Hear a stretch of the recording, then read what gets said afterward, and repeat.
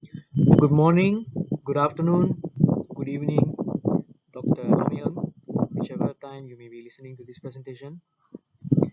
Today we are here, Yen Xiao, Tiffany, and myself, Suren, to present to you on growth and motor development. So I'll first run through the table of contents. We will start off with the introduction, followed by the checklist that covers the different phases for the activity that we will be running through. After which we will do a side-by-side comparison between the child executing the movement together with the mature individual as well. And finally, we will end off with the conclusion.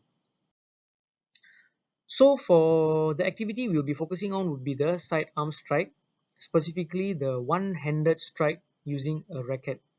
We chose this activity because it would be simpler for the child to execute as opposed to the two-handed strike, which would be a lot more technical and difficult to do.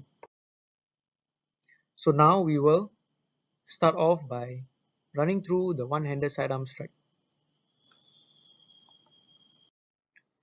So now I'll be going through the checklist and the different phases in executing the correct sidearm strike.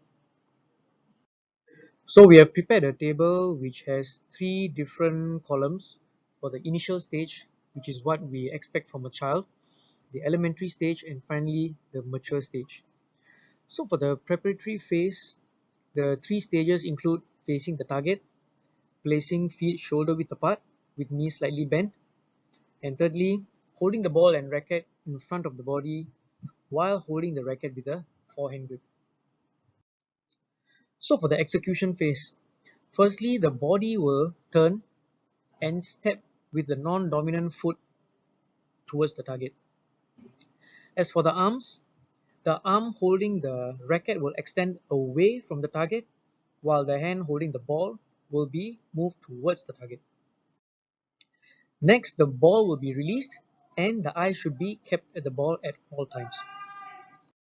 And at the end of the execution phase, the hips will be rotated and the shoulders as well until the front of the body faces the target while the racket is swung.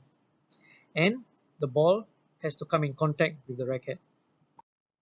Lastly, in the follow-through phase, after the ball has made contact with the racket continues across the body and over the non-dominant shoulder.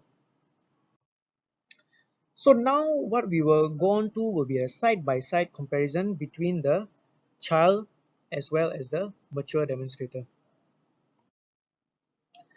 So this is a video of the full range of motion of the sidearm strike. So you can look at the difference between the two. We will then break it down step by step in the next few slides. So, preparatory phase. So in the preparatory phase, you can look at the difference between the two of them. You see how they differ. You can see that the child is firstly not facing the target, while the mature demonstrator is facing the target. Next, the feet are shoulder width apart, but the legs are straight for the child, while the knees are slightly bent for the mature demonstrator. And lastly, the racket and ball are separated in front of the shoulder while he's facing to the side, while for the mature demonstrator, the racket and ball is in front of the body facing the target. I will elaborate further on why the child is doing so in the next portion of the presentation.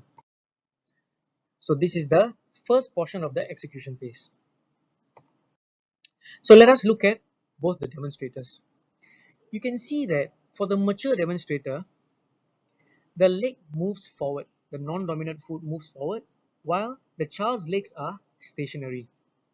Also, you can see that even the arms are kept to the side when you look at the child, whereas for the mature demonstrator, the dominant hand holding the racket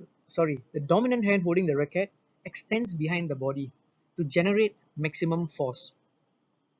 So to give a bit of context, when we met with the child on that day, what we did was to first ask the child if he was familiar with single hand striking. He said no. And then we showed him a video before he did it himself. And he still decided to do it the way you see it in the video. So this is a clear example of his premature somatosensory development, and more specifically, his lack of proprioception, as he feels the need to have the racket and ball within his field of vision to be able to strike the ball. He is still not familiar with how he can hit the ball if the racket moves beyond his field of vision. Let's continue to look at the remainder of the execution phase in the next few slides.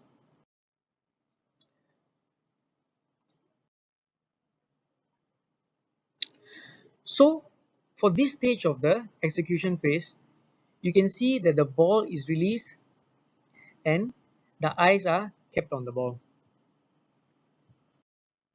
Now, this part of the execution phase is where the steps differ as well. So you can see that for the child, there is no rotation at all. He merely swings his arm and hits the ball.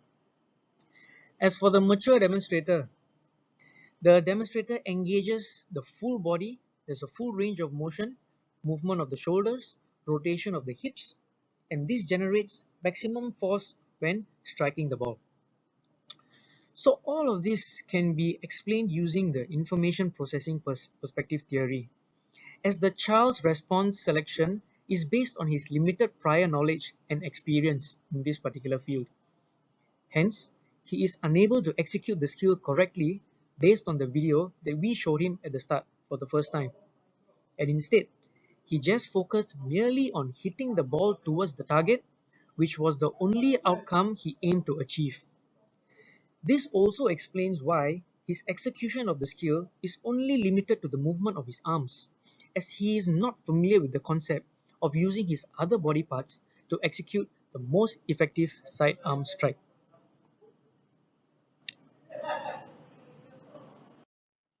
So lastly, the follow-through phase.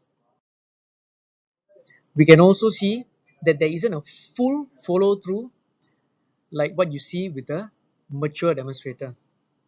The child's racket ends at the opposite side of the body and there's no full follow-through. This once again shows that there is this lack of knowledge required for the child to execute the full follow-through. As such, the child's sidearm strike can be explained based on the dynamic systems approach. The child's premature motor and somatosensory development, coupled together with his lack of experience and knowledge, serve as a rate limiter which prevent him from being able to execute a perfect sidearm strike. Therefore, we would like to conclude this presentation by saying that it is our utmost responsibility as teachers to understand the overall growth and motor development of the young learners, whilst providing them with developmentally appropriate lessons in helping them to achieve cognitive and physical excellence. Thank you.